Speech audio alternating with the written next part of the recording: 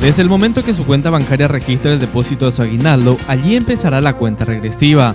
Los bancos darán una tregua de 2 días para ejecutar los descuentos por débito automático.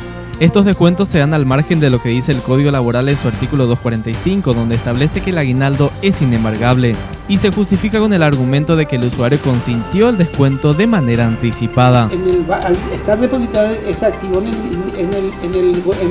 el banco, ese monto puede ser sujeto de descuentos, algunos incluso previamente convenidos con el banco. Por favor, quiero que me descuente mensualmente mi cuota del colegio de mi hijo, que me descuenten la cuota de mi seguro médico, la cuota de mi pago de mi celular, ¿verdad?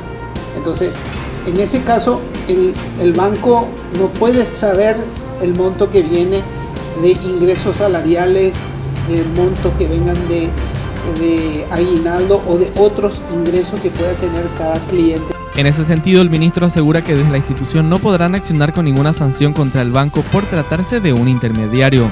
Depende del banco, claro. Nosotros no podemos, en este caso, sancionar a un intermediario, ¿verdad? Más bien es una cuestión de que tiene que ver con el empleador. No obstante, el Ministerio de Trabajo estará atento al pago de este beneficio como establece la ley. En caso de que su empresa no le pague, puede comunicarse al 021 45 12 45, donde podrá realizar la denuncia correspondiente.